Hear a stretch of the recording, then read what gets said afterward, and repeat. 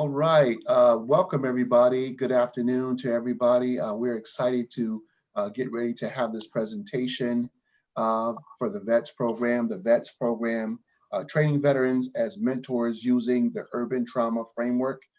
Really excited to be a part of this because the V.E.T.S program is near and dear to my heart, and my interaction with them over the last couple of years has been very special. And I'm sure you're in for a great treat when they talk about the work that they do and how unique this mentoring program is and how they really impact young people in New Haven, the greater New Haven area. My name is Arisid Hill. I'm your moderator for today. For that, I'm going to be switching the slides and making sure everybody's being accommodated. So thank you for coming to this session. I'm the mentoring program manager at the Governor's Prevention Partnership. I'm all things training and technical assistance, supporting mentoring programs around the state of Connecticut with information from our National Mentoring Partnership mentor. So if you have any other questions about that, later slides will give you information how to get in contact with us. And then we're gonna have some housekeeping things here. Today's conversation will run about 45 minutes. Questions will be answered during the Q&A session, and hopefully we'll have some time for that. And then the follow-up materials, this webinar is being recorded for future distribution. So at some time you might receive an email saying that it's ready, and then you can consume it at that point. So we're really excited about that. And there's no time frame on that right now, but be sure that we'll let you know when it will be available. And so we have a disclaimer here. The content provided in this presentation represents the views of the Governor's Prevention Partnership. The information provided is meant solely for educational purposes, and the Governor's Prevention Partnership is not liable for any outcomes related to the implementation of materials presented here today. And for our presenters today, first we have Anthony Stanley, a V.E.T.S program coordinator with the Urban Community Alliance, Olivia Henderson, V.E.T.S mentor, Urban Community Alliance, and Alexander Warden, V.E.T.S mentor, Urban Community Alliance. And I will go ahead and give it over to you, Anthony, so you can introduce your mentees. I appreciate it, Arisid. Good afternoon, everyone. My name is Anthony Stanley. I'm the program coordinator for the Urban Community Alliance / V.E.T.S mentoring program. Right now, I'm just going to introduce you to Alex, who will be helping facilitating our PowerPoint presentation for you today. Alex? Thank you, Mr. Stanley. Good afternoon, everyone. Before we get started, we can introduce our mentees. I have Jayden here with me, so you can go ahead, Jayden. Hello, my name is Jayden Thompson. I'm a high school student athlete, and during my time with my mentor, I finished my high school semester in exceeding. Oh, you cannot read it. Finished my high school semester succeeding and evaluating. Thanks, Jayden. Go ahead, Jojo. Hello, my name is Janelise. I go by Jojo. I am a high school student at Co-op. This is my senior year. I got accepted to Western University. I have 3 more schools pending right now. I'm 18 years old. I'm planning on going for nursing, if not graphic design. And I do makeup, and I'm planning to start a makeup business soon. And April 16th, I'm starting Paul Mitchell, a makeup program there to get my makeup license. And my mentor is Miss Olivia. She's amazing, by the way. Thank you, Jojo. Just waiting for the presentation to go up.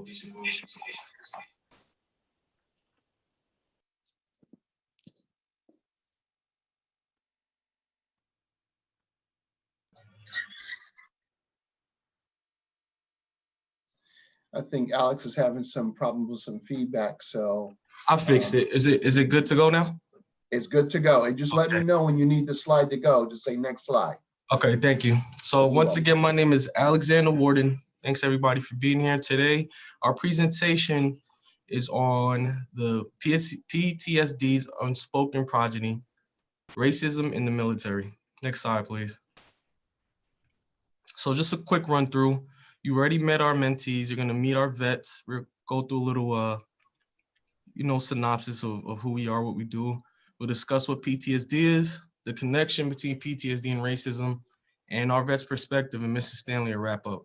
Next slide, please. So before we start, I'd like to share the floor with Miss Olivia. Miss Olivia. Good afternoon, everyone. My name is Olivia Henderson. I am a vet mentor at Urban Community Alliance, and I have been there for the past 4 years. I've served in the U.S. Air Force for 2.5 years during the Vietnam era. Alex. Thank you, Miss Olivia. My name is Alex Warden. I was the United States Air Force for 3 years. I'm in my current capacity. I'm with the UCA Vets. I've been a UCA Vet mentor for 6 months. Mr. Stanley. Yes. Once again, good afternoon again, everyone. My name is Mr. Stanley, Anthony Stanley. Again, I'm the program coordinator. I've been in the United States Navy for 3.5 years, and this is going on my 4th year working with the V.E.T.S mentoring program. Alex. Thank you. Next slide, please. So what is PTSD? Well, PTSD can occur after someone goes through, sees, or learns about a traumatic event, like a combat exposure, child sexual or physical abuse, terrorist attack, sexual or physical assault, serious accident, or natural disaster. Next slide, please. And the common reactions after an episode can be fear and anxiety, sadness or depression, guilt and shame, anger and irritability, or behavior changes. Next slide, please. Now, there are 4 types of symptoms associated with PTSD. That's reliving the event, avoiding reminders of the event, feeling numb, feeling keyed up, which we will call hyperarousal.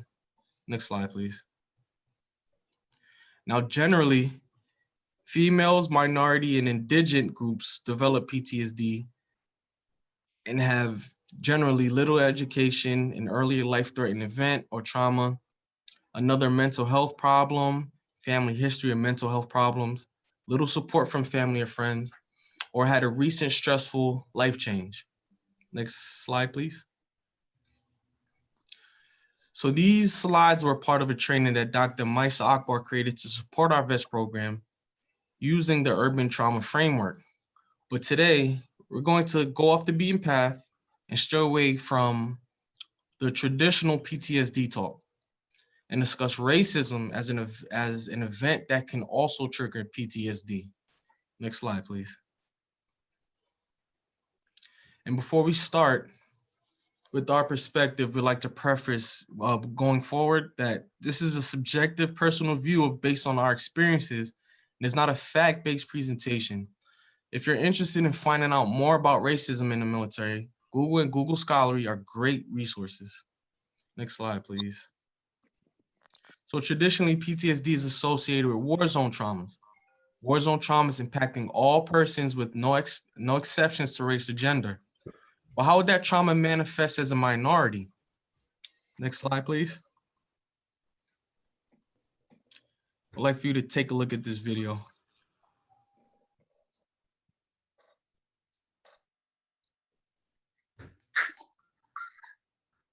The national conversation about race includes the U.S. military.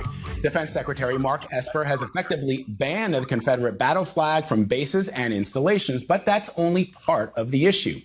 In a 2019 survey, more than half of people of color serving in uniform said they had personally witnessed white nationalism or racism in the military. According to the Defense Department, around 17% of U.S. troops identify themselves as Black. We spoke with several former active duty service members of different races and religions about their experiences. And as a Black woman, I had to wonder, okay, Is this happening because I have ovaries or is it because I have melanin? 10-year Army veteran Mary Tobin says racism in the ranks often isn't camouflaged. Attention! As a student leader at West Point, Tobin had to inspect cadets' rooms. You come in with a white glove, and of course you check for dirt. And she quickly found a red flag. 2 white men who were roommates. I walked in and there was a very large Confederate flag. I saw the flag. I looked at them, they looked at me, and I could tell they were trying to get a reaction out of me. That happened 2 more times.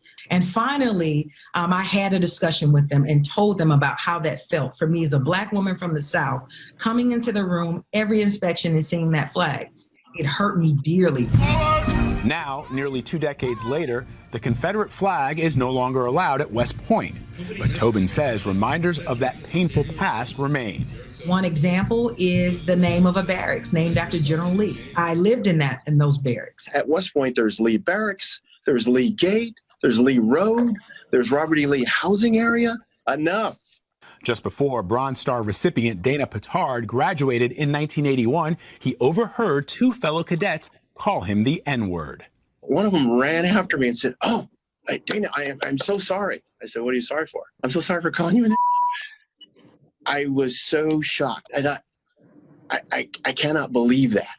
And then I took both of them aside and said, "We are 2 months from graduation from West Point, and you still only see me as an."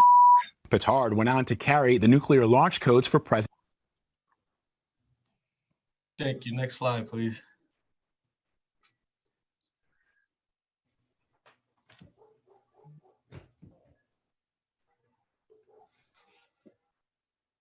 Now the video offers a glimpse of how racism is a trigger for PTSD in the military. And as vets, we want to highlight that narrative. So I'd like to give the floor to Miss Olivia, and as she gives her opinion on the subject. Miss Olivia. Thank you, Alex. Good afternoon again, everyone. I served in the military from 1968 to 1970 at the height of the Vietnam War. Civil rights movement, racial protests were going on throughout the country. Racial riots were going on right in my backyard. I thought when I enlisted in the Air Force, things would be different when I arrived on my base. However, things were pretty much the same as when I left home. I arrived to the base and there were racial riots.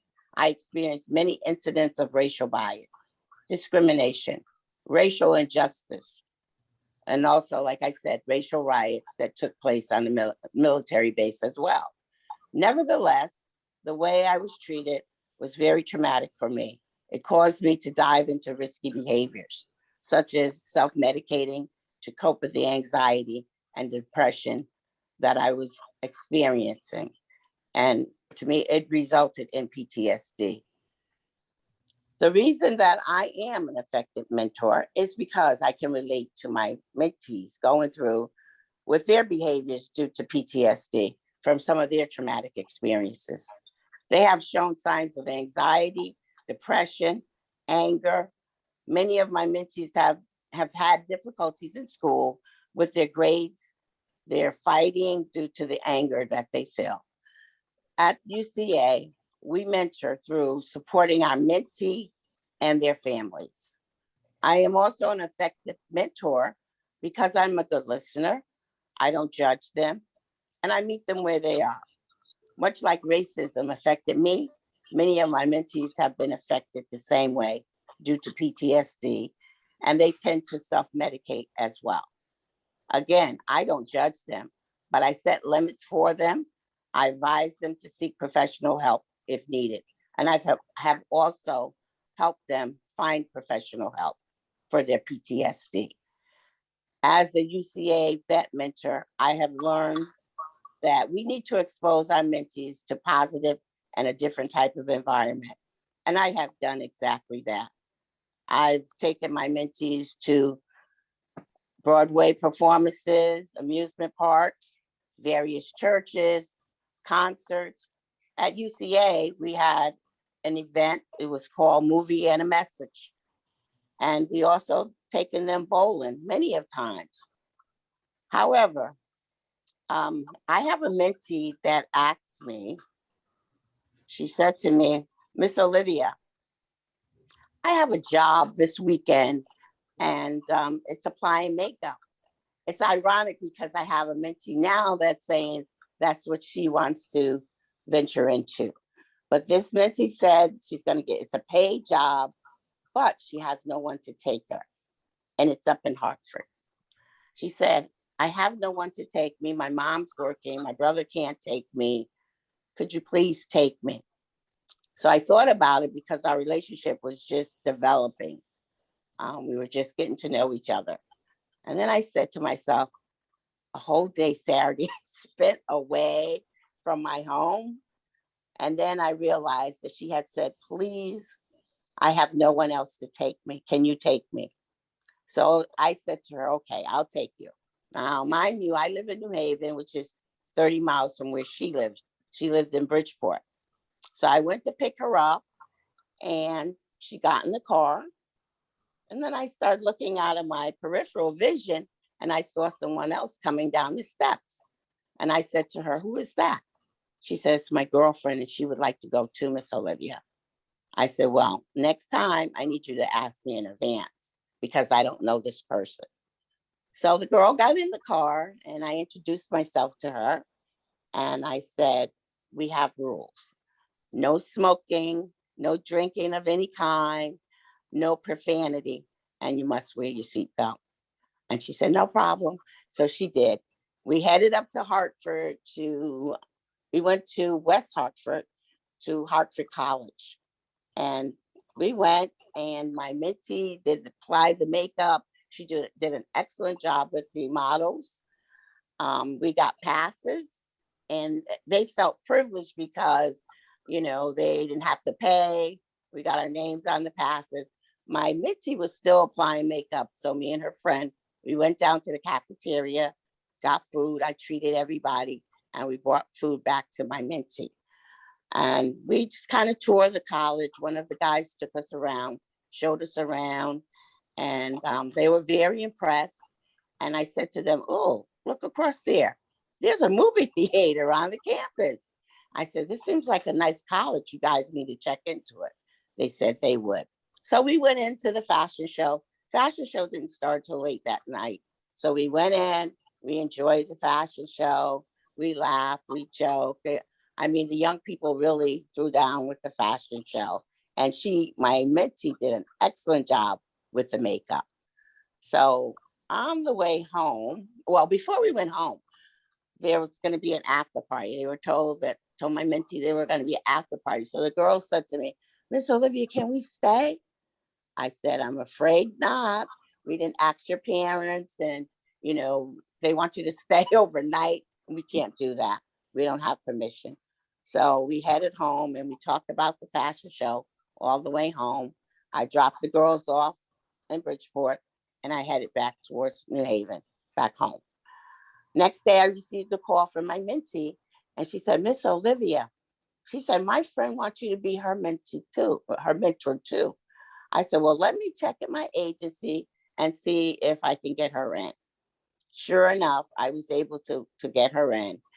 And, you know, she was happy with that. And the two of us, the two mentees and myself, we did a lot of things together.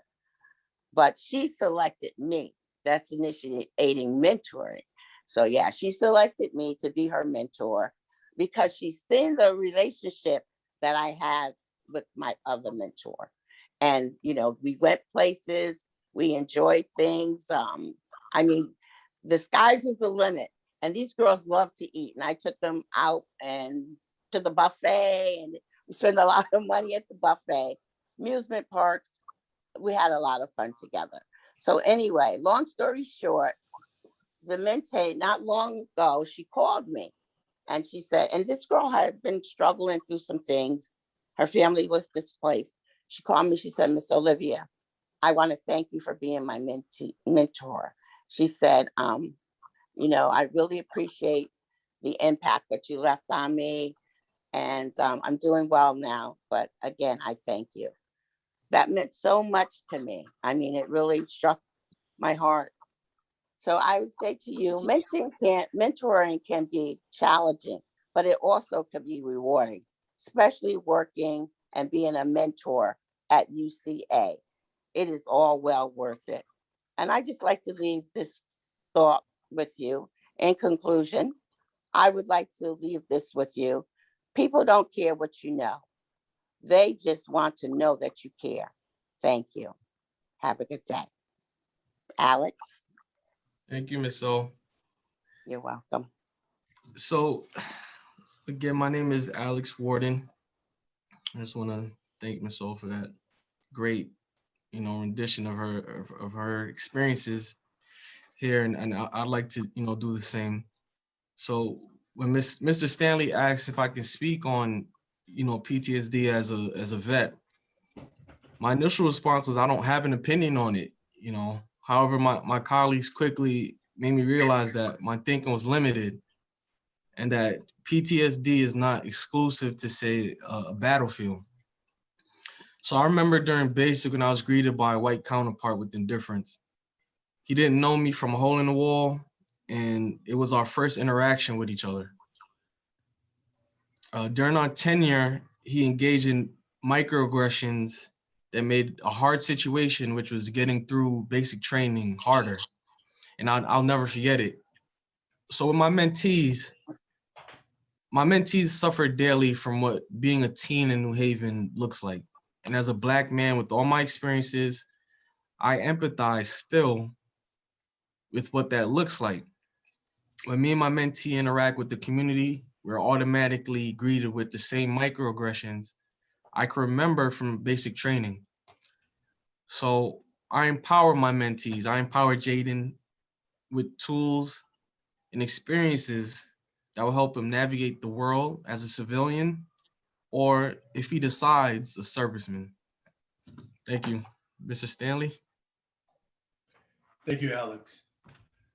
My experience as a teen, growing up in the city of Bridgeport, drugs, crime, racism, little did I know, it was similar to the experience I had in the military. I was 17 years young. I enlisted in the United States Navy in the early 80s. My duty station was Oakland, Alameda, California. I had to live on board a ship, the #1 supply ship in the 7th Fleet, the USS Mars AFS-1. It was my first time going out of the country, and I had to meet my ship in the Philippines. I walked on the deck in the pier, and I looked up and I see this big old ship that I have to live on for the next 3 years. And I quote, I looked up and I said, I'm not gonna like this. I got settled in and I decided to go into town. As I strolled into town, I noticed that there were other servicemen that were there, along with, the people from my boat, my ship, the crew members. I witnessed that they were doing a lot of drinking and drugs.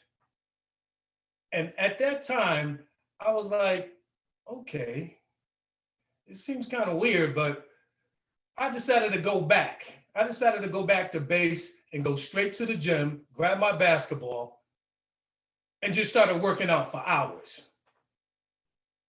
To me, that was my safe haven. When we set sail, realizing that we was in the beginning of a Westpac, which is a cruise and a tour around the Western Pacific Ocean. That's when we got the call to join forces with our battle group. And our battle group consists of aircraft carriers, submarines, and destroyers. When we got that call, our destination was the war in Lebanon, Beirut. When we set sail, things got crazy. We had a crew member of 485 people. Only 35 of them was African Americans. I've experienced many occasions of racism during that time. There were name calling towards us. And I noticed that my duty details and other African-American duty details, they were always the dirtiest and the most than all the other white crew members. As I worked, they just stood around and talked. Then they reported that I was not doing my job. So I decided, you know what? Let me just voice my concern to my lieutenant. And I noticed that my section leader, my CO, my chief petty officer, they treated me and the rest of my crew that's in my division, African Americans, differently when it comes to taking breaks, scheduling watch, or even promotions. When I did address my lieutenant, nothing came of it, but things continue. So I wrote a letter to the captain. And finally, after so many occasions of me trying to post out of my division, they let me post out of my division. After the Lebanon experience, we immediately went to assist the battle group going to the war in El Salvador. That's when I started chewing tobacco, smoking cigarettes, Benson's and Hedges. And when we docked at the port, I started drinking just to cope with everything that I was going through. I was young, and I did not connect the experience of PTSD in the military to our youth in every community to after I got out. The racism, the killings, the hostile environment, the violence, the use of drugs and alcohol to cope. It was no different than I or many veterans have dealt with and still is. When I came home, I got involved in my community in Bridgeport, Connecticut, with the help of many of my family's friends. Little that I knew, they became my mentor. They were police officers, firemen, politicians, CO, and just hard worker, individuals, businessmen who were 10 to 15 years older than I was. They took me underneath their wing, and I learned so much from them. To be respectful to others and to myself, to conduct myself positively in any environment. And one of the things that they used to always tell me was education. They told me it's never too late to go back to school. I took that advice when I turned 50 years young. I managed to pursue a Bachelor in Science in Human Services and Psychology, a double major at the University of Bridgeport, Connecticut. To this day, I still contact my mentors for guidance and advice. And the only thing they remind me of the things that they taught me, that they exposed me to, was to help the next generation of youth in their community, in any community. I was like, okay. I worked and volunteered in various communities throughout the state of Connecticut, Bridgeport, Norwalk, Stamford, New Haven, Trumbull, Fairfield, Waterbury, just to name a few. Started working in their college, Harambe festivals, basketball camps, and summer camps, summer programs. I was employed in Cardinal Sheen Center, Hall Neighborhood House in Bridgeport, and I also worked at Chester Addison Community Center in Stamford. Taking the opportunity in Bridgeport to work for the Board of Ed in 2000, I knew it was a great way to continue working with the city youth throughout the year, which led me to work in other cities like Norwalk, Stamford, and New Haven. I've been working in New Haven Board of Ed in their community since 2010 and been working with the V.E.T.S mentoring program 2017. These kids remind me of me, especially when I was growing up. I try to teach them all the things that my mentors taught me and to show me and exposed me to. I have so much passion for these kids, okay? I try to help them build relationships between them and their parents and their family and to their community. I asked them to repay me the same way it was asked of me by my mentors. Help the next generation of youth. And during this time, during the pandemic, it's been a challenge, okay? Like Miss Olivia said, we used to take them to the zoo, bowling, we have movie and a message. Personally, we used to work out in certain gyms, the YMCA, downtown New Haven, or just hang out at the park. Unfortunately, we don't have that interaction like we used to, but we still keep in contact with them. The bottom line is I would never give up on these kids because I know, again, they have PTSD just like we did in the military. They're going through a lot just like we did. We will get through this. Excuse me. Thank you. In closing, I'd like to thank Dr. Akbar and Ms. Shirley for giving me the opportunity to work with the VETS Mentoring Program. You know, the opportunity to make a difference in the New Haven community and other communities throughout the state of Connecticut, working with their youth, I wear it as a badge of honor. I also like to thank the Court Support Service Division and the Governor's Prevention Partnership for funding our program. The Urban Community Alliance VETS program, we are definitely so appreciative and grateful for the financial support. And we're definitely looking forward to working with you in the near future. Thank you again. Alex or Aristide? Any questions?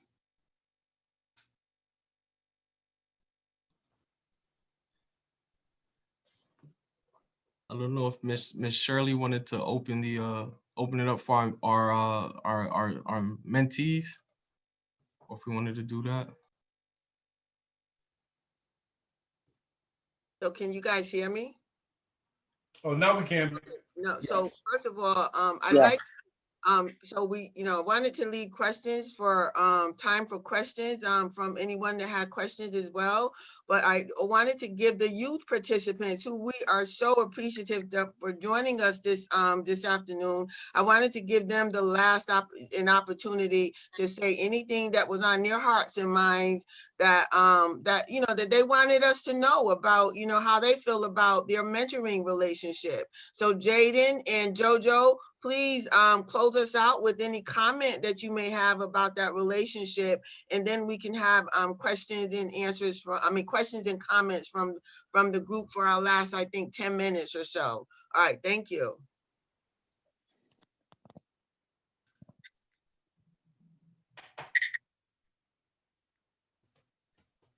So my relationship with Miss Olivia, as of lately, it hasn't been strong because I've been a little more distant due to more being into school with my capstone and my senior project. And it's like, I decided to distance myself, but I'm trying to talk to her more often. When we were like, since COVID, I haven't been really talking to her because it's been very difficult. But as of now, I'm talking to her. I am trying to let her know what's going on, updates. I think our relationship is really good. I can talk to her about anything. I open up to her when I really need to. I call her when I have anxiety or when I'm dealing with an issue at home. And she's always listening. She's always suggesting hey, how about instead of doing this, how about you do this? And it's very positive. So yeah, Thank I you. love her so much. I love you too. Thank you, JoJo. Thank you. Jayden, so do you have any last comments for us? Yeah, I have a good relationship with my mentor. Who's your mentor? Alexander. Alexander. You know, Camera. it isn't really much to say. But, he's a good mentor. Okay. All right. So we on the shy side here. Tell me one thing, Jayden, that makes him a good mentor. Just one. We got a relatable relationship, you know. Okay. All right. Relatable. I like that. That's important. Thank you, Jayden. All right. Aristide, so back to you for any questions or comments that anyone has. Yeah, so if anybody has any questions or comments, I'll start off with one of my questions first.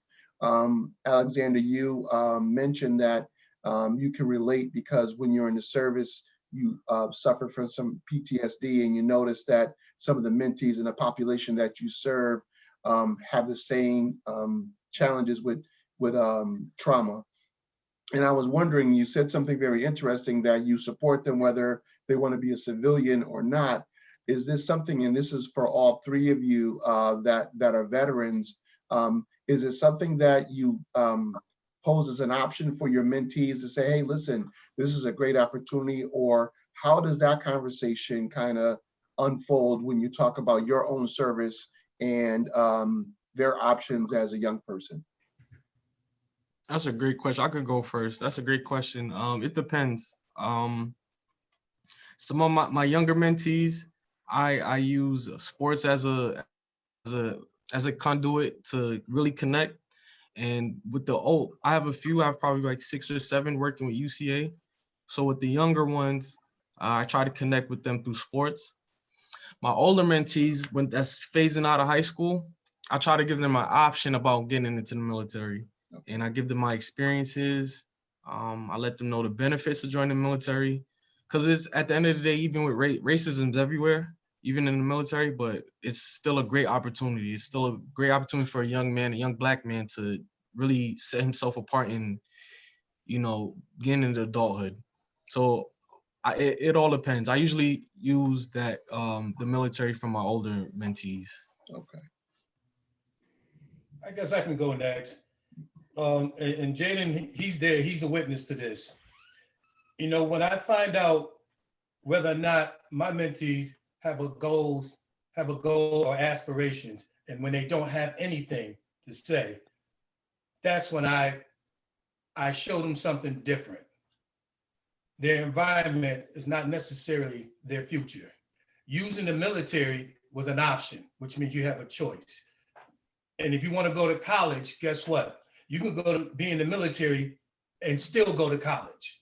Because that's when I started my first bachelor's. And now I forgot what I studied. And the, business management. Thank you. Again, you can use that GI Bill to get you through college, and you don't even have to pay for it. So again, I do put that military experience as another option, okay? So the majority of our kids, they just feel, well, we just want to find a job and get a job. Well, I can offer you a career. I sound like a recruiter, but that took me out of my environment growing up in the projects. And when I did join the military, it did got me to see the world and really understand how the world operates. So bringing all that home, and that's why Jayden, right? He's right there. He'll tell you, always reach back and help the next person. Share your experience with them. Okay, I'll go next. With JoJo, we haven't talked much about going in the military because she already have some career goals already set in place. But I have talked about it with other mentees. And one mentee, I went with her to the recruiter's office, and the recruiter that she was supposed to meet, he wasn't there. So we had to go back. But I don't think she was really serious at that time. she was still in high school, and I think she just wanted to get away. And let me just say, for me, I'm older than the rest of the guys. I went in during the Vietnam era. So it wasn't very popular for women to go in at that time. I think I'm the only one from my high school that went in the military, maybe one other person. However, I grew up between two brothers. So I was, you know, the middle person. And so I was a tomboy, very strong-willed. And I thought that was best for me. And I don't regret a day of going into the military. I was 18 when I went in. I graduated from high school and I joined. And it was a good experience. Although, yes, we did experience racism, which we experience in the larger community.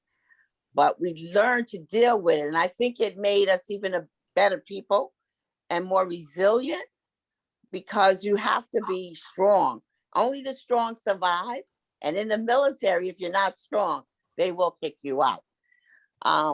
So yeah, I try to, you know, give my kids options as well. And none of them really have decided to go into the military. And it takes, for females, you really have to be serious about going in. And again, only the strong survive. You know, if you're not strong, they will eat you alive. And you're dealing in a predominantly male environment. I was a buck sergeant when I left, 3 stripes, and I could hang with the best of them. And so, you know, again, it's not for everybody, but if you're determined and you know that this is what I want to do, then do it. I say go for it, because yes, there are benefits as a result of going in the military, and I am reaping the benefits now.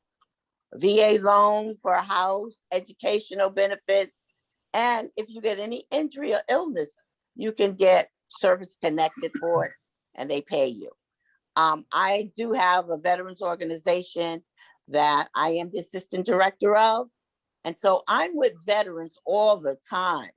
It's like we had a meeting last night, and I worked at the VA, so I'm very familiar with veterans, working with veterans. And that is really part of my lifestyle as being a veteran. So thank you.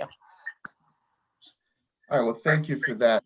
That was a great presentation. This is a very unique program. And every time I get an opportunity to interface with you all, I'm in awe. Thank you for your service to our country. Thank you for all that you do. I think like everybody else here, I speak for everybody that was a great presentation. But to let you know about the summit, we still have some stuff to go. We're still ahead at 1:15. Our closing conversation moving forward with mentoring. That is going to be our next thing. And if you want to contact myself, if you want a copy of the presentation, this is going to be available at some point in time. I don't know when, but you know, you just got to hold tight. You can contact me at aric.hill@preventionworksct.org. I'll be glad to interface with you. Okay. Great job, Vet Mentors. Thank you. And thank you. And Nathan, I think you might have a quick blurb, or did you want me, or did I cover that? Yeah, absolutely. I dropped in the chat here is a link to the closing conversation that we'll be having shortly. We hope to see you all there. Great. Okay. Thank you, everyone. Thank you. All right. Thank you, everybody. Okay. Thank you. Thank Bye. you. All right. Bye-bye.